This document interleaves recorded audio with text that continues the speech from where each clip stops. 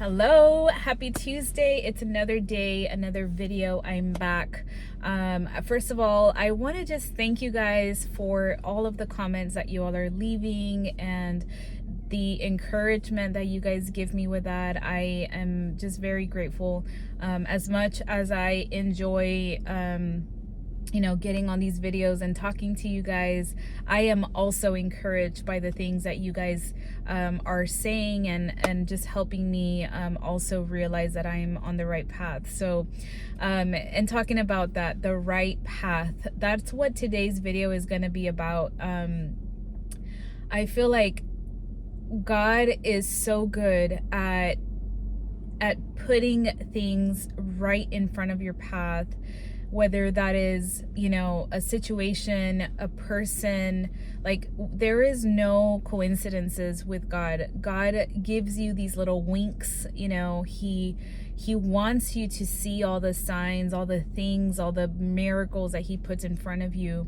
But oftentimes we are so distracted. We're so distracted in our own way that we see things, that we miss out on the things that God is trying to teach us, on the things that he's putting in plain sight for us to experience. He is trying to talk to us, and we are completely oblivious to it because we are so focused on ourselves and our desires and our things that we miss out on the beauty and the miracles that God puts in our path. And this is not just in like blessings that he wants to give you, but also in direction. So many of us are often lacking direction because we are so focused on the vision that we have for our life that we forget that this life is not ours. This life it belongs to God. And when we give him our life and we surrender our life to him, and we abide in him by reading the word, by getting to know him, by just meditating on his word, then we're going to be able to see all the things that he has in store for us.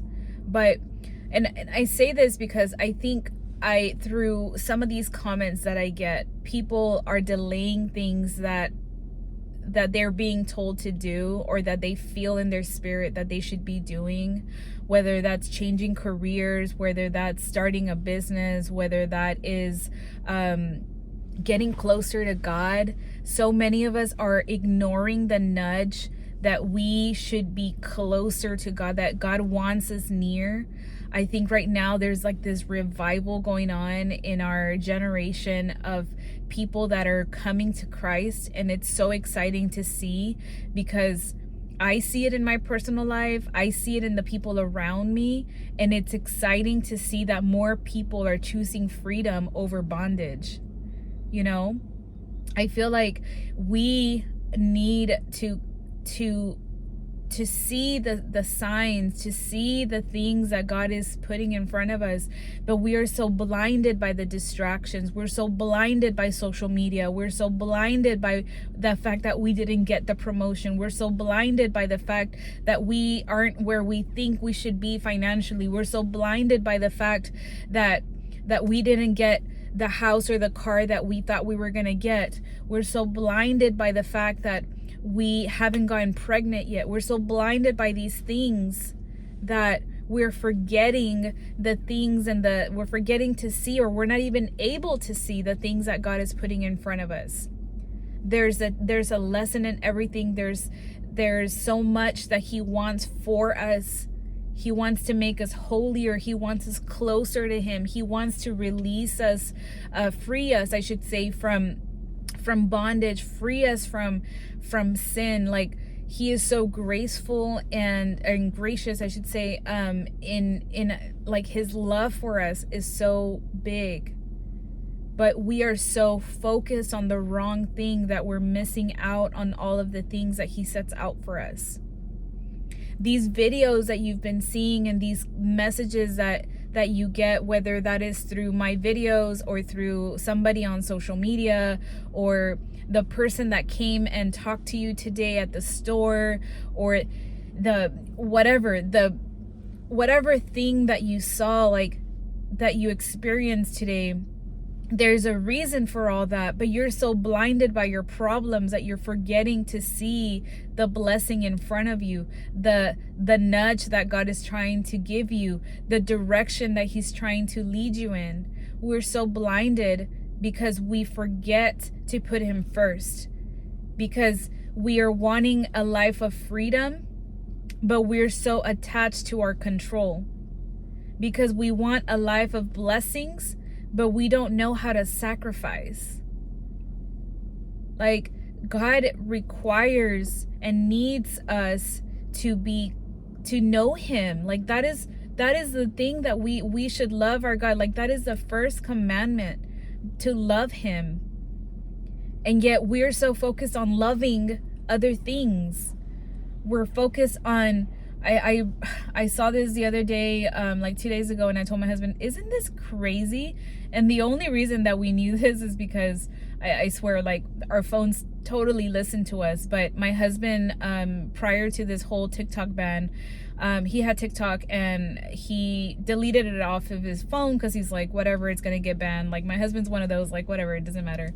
And like literally like a couple of days later, he tells me, hey, I was trying to get back on TikTok because you had sent me one and I couldn't open it, but I look it up in the app store and it's not there. And I was like, really? That's not there? And so I looked it up and I was like, oh, it's not.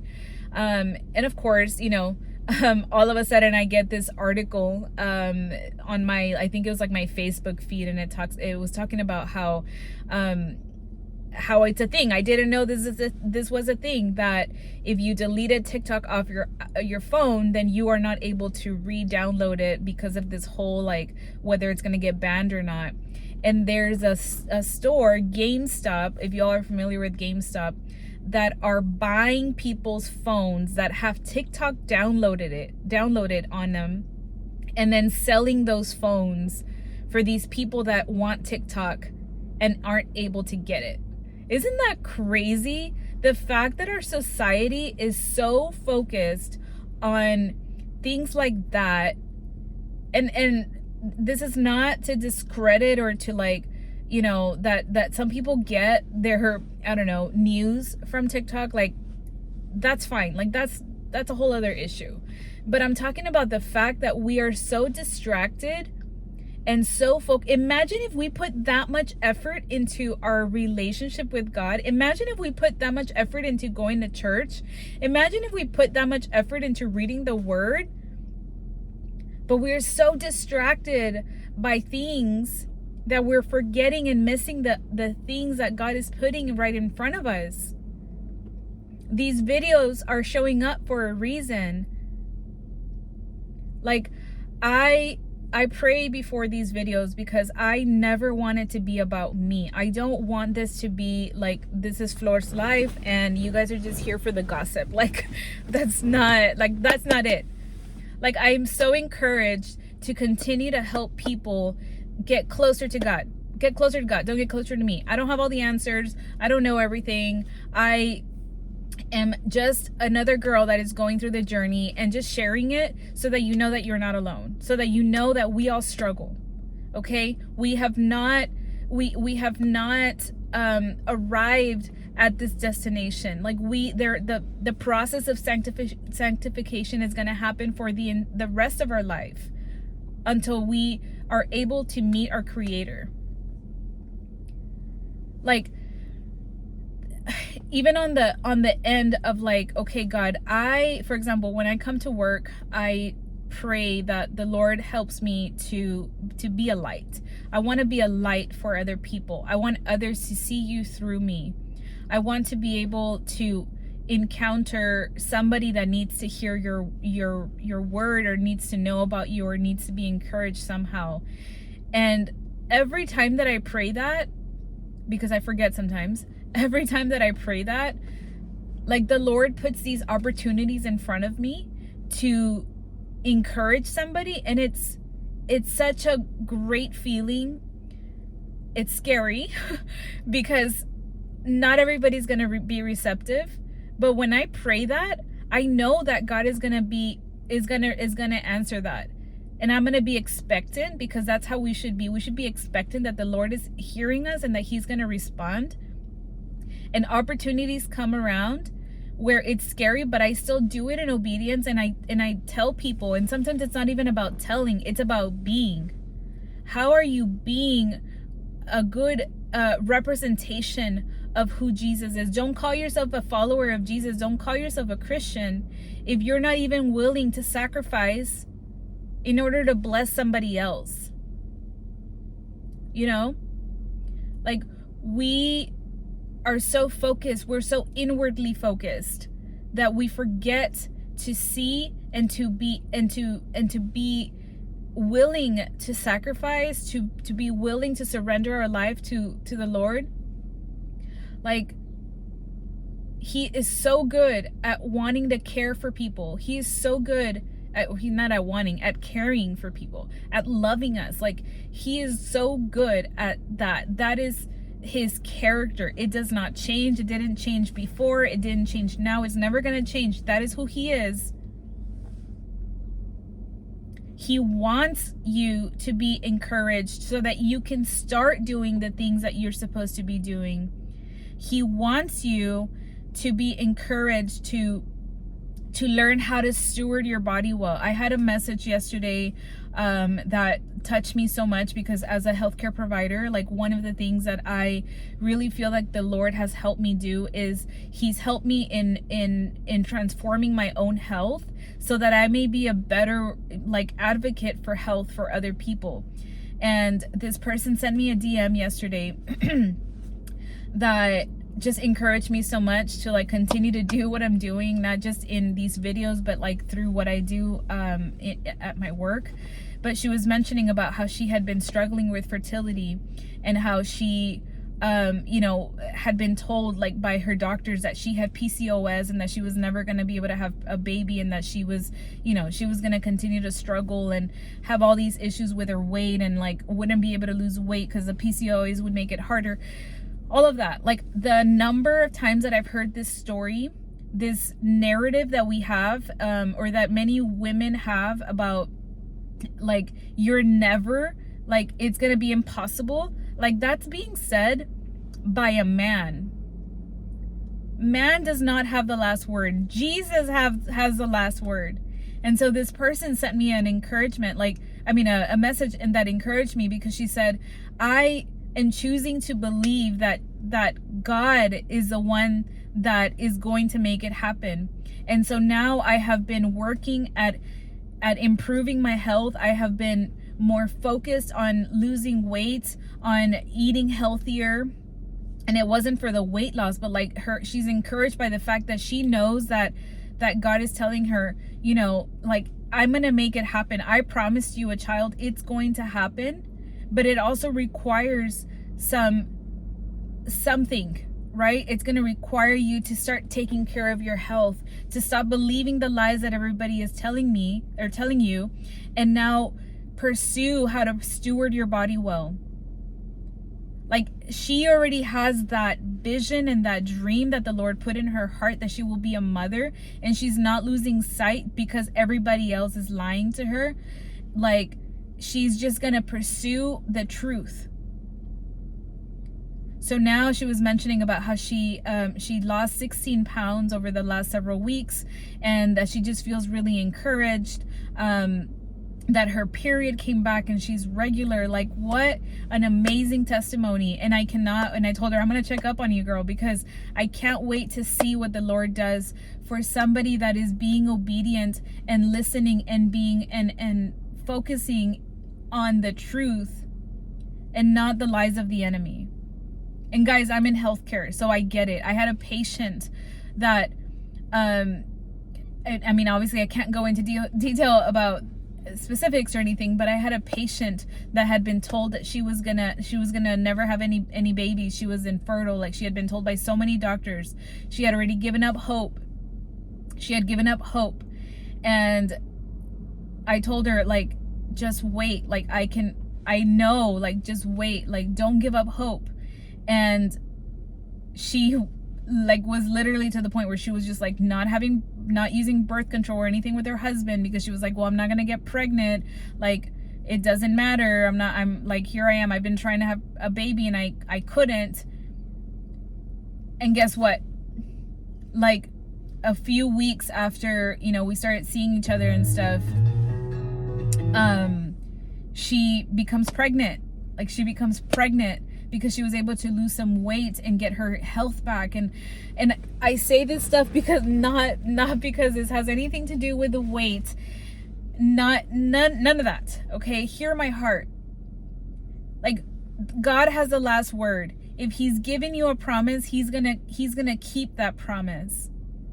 He gives you signs and directions in your life every day of what steps to take, of what to do, of who to talk to, of who he brought you to give you encouragement. He gives you all this stuff because he wants you to have the blessing. But he also wants you to be obedient, to be able to abide in him, to want to know him, to know his character. Like, he wants you to know him so that you can see all the goodness that he has available for you. He wants to bless you, but he needs your obedience. He requires that of you. There's so many stories in the Bible of people that were not obedient. In the book of Numbers, they were talking about, and I'm gonna get it wrong, but it was the sons of one of the tribes, one of the 12 tribes. They did not follow God's direction on how to like approach the tabernacle and all of that, and how to handle, I believe, like the sacrifices. Anyways, they were killed because of their lack of obedience. Like, the Lord was clear with them about what they were supposed to do, and they thought they could do something different. They thought that they knew better, and their punishment was that they got killed. No, the Lord is gracious. Like, he is so patient with us. He is so patient in encouraging us, in telling us. Just today, I was reading in the book of Numbers how I'm gonna butcher the name, but like there's a guy named Balaam who was somebody that people looked for to give cursings or blessings. He was like a sorcerer of some sort, but somehow, you know, the Lord still wanted us to work through him and speak to him. And so the King Balak is wanting Balaam to give a curse to the people of Israel, and the Lord tells him, like, you're not going to do that. So he resists the constant like urging from the king to curse them, and he's like, no, I'm not. I'm going to listen to the Lord. And so he tells him, you can go with the king, but you're going to listen to what I'm saying and follow my direction. So Balaam goes on his donkey, on his faithful donkey. I thought the story was hilarious. He gets on his faithful donkey, and the angel of the Lord appears, and the donkey like stops and like kind of gets out of the road. And Balaam like starts hitting the donkey, like, you dumb donkey, like, why are you getting off the road, right?